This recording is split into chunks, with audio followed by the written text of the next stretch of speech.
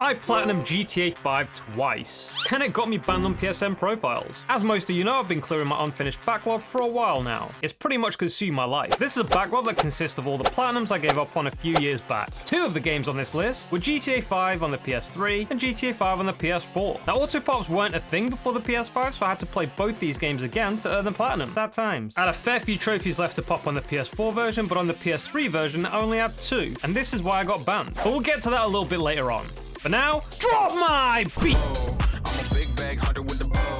She got a big bed, never drop it low. Mama called me and she happy with the grow. Never ever fall for a thotty, that's a no. Since I had more trophies to pop on the PS4 version, let's start with that. I broke this platinum down into 4 steps. So first stage was to smash out the online. So the first trophy I popped was the clean sweep trophy for successfully finishing a gang attack without dying. Now this may come as much of a shock to you as it is when you ask a girl for a number and she says no, but I don't think an online mode is complete without a little bit of boosting. So the legend himself, Vault Boy Steve, came to my aid like the hero he is to participate in everything Los Santos had to offer for the Enjoy Your Stay trophy, won 5 races with a custom vehicle for the Midnight Club trophy, obtained first place in all competitive game types for the Numero Uno trophy, and finally he sent a mugger to rob me so I could pop a cap in his ass for the full refund trophy. And with that, Steve left, probably to help more boosters in need, just like a more beautiful, muscular Mary Poppins. Anyway, after all this, all I needed was a crap ton of RP to reach level 100.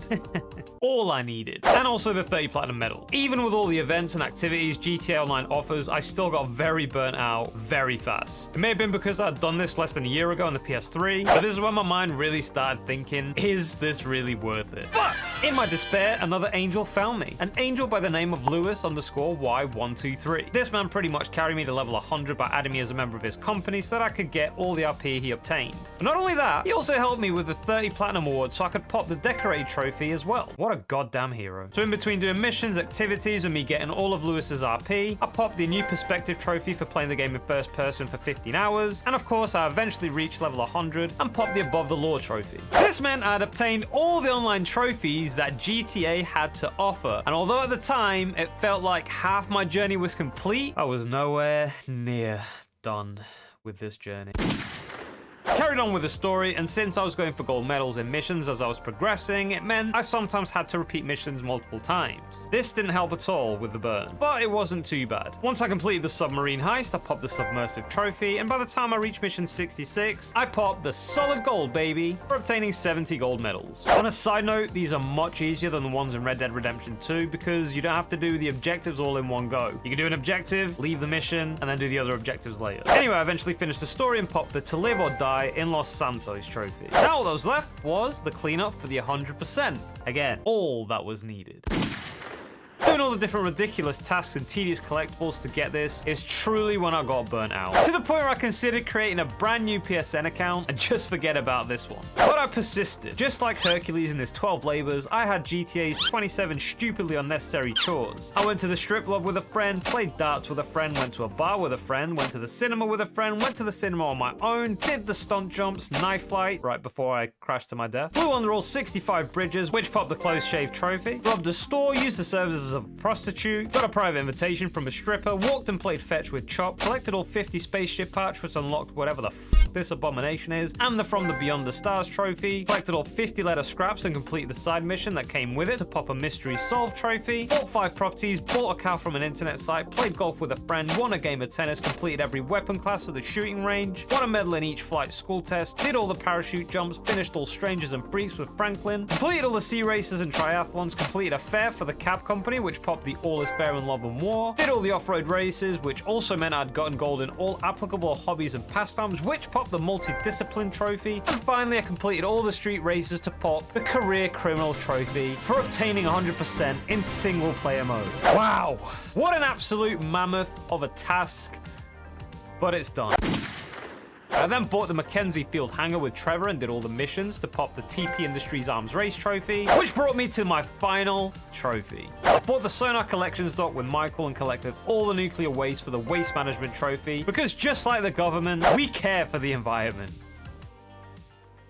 I I actually saved this last trophy so I could pop it while I was streaming to share this special moment with you guys right before I swiftly uninstalled the game and deleted it from my PlayStation forever to be nothing but a reminder of how close I came to creating a new account. This platinum took me 7 years and 2 months to pop. All things considered, it was pretty straightforward. Now onto the PS3 version and the culprit of the ban. When I played it back in 2013, I'd already popped most of the trophies. Luckily, I did the Run Like the Wind trophy, which got a lot of people banned because it was unobtainable and the only way to get it was with the help from modders. However, for me, it was a bit different. All I had left to do was reach level 50 and reach level 100, which, by the way, I was fully committed in doing. But then an angel appeared, a modder called Nutty Boy 69420, which popped into my apartment out of nowhere, which I found like super weird. And just like that, in a matter of seconds, he got me past level 100 and I popped the platinum. It's a little bit shameful, but can you imagine how many hours I saved? This whole GTA journey took me about 3 weeks of playing the game every single day, so it's no easy task getting the platinum in the first place. So because of the timestamps from me going from about level 49 to 100 in a few minutes, it was classed as cheating. The servers for this game are now closed, but when I played it, it was riddled with modders. Anyone who played the game during the final year or so know that you could just be minding your own business, heading to a mission, or even be in a mission, and out of nowhere you'd get teleported to somewhere completely different and just blown up for no reason. You literally could not control or stop modders, unless you're a modder yourself, which I'm not. I'm now flagged on PSNProfiles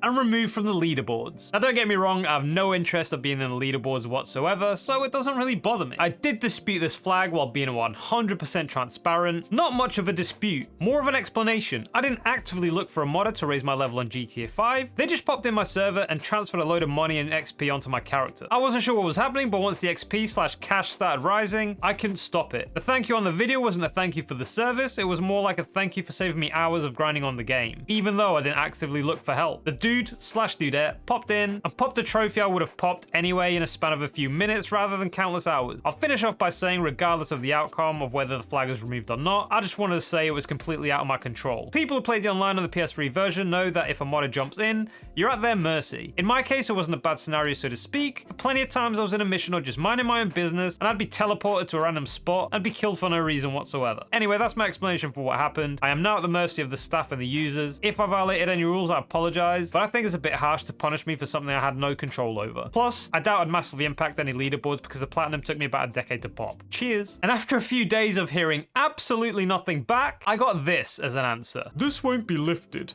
You can hide the game to return to the leaderboard, or don't and just won't be on the leaderboard. Either way, you can still enjoy the rest of the site features. Closing. I mean, to be fair, it wasn't the worst answer in the world, but with that, they closed the topic and no other replies can be sent back. Talk about slamming the door in my face. Now, personally, I think it's a bit harsh because I had no control over it. And quite frankly, how is this any different from buying XP packs in Assassin's Creed? Except I wasn't looking to get RP boosts. Someone just gave them to me. Not to mention, I'm not the first person this has happened to. Now, am I in the wrong here? I may be being biased because it happened to me and not somebody else, but I still think it's quite hard. Realistically, if I had something to hide, I wouldn't have mentioned it in my backlog video. I would have just kept it quiet and prayed that no one would ever find out. Either way, it is what it is. There's nothing I can do now. I won't be hiding the game from my profile either because the pride I have in getting the platinum is way more powerful than the importance of being in leaderboards for me. So the flag will stay and so will the game in my cabinet. It's just annoying that every time I go into my profile, I'm gonna have to see this ugly thing. The funniest thing in all this is they use my own video as proof for the ban.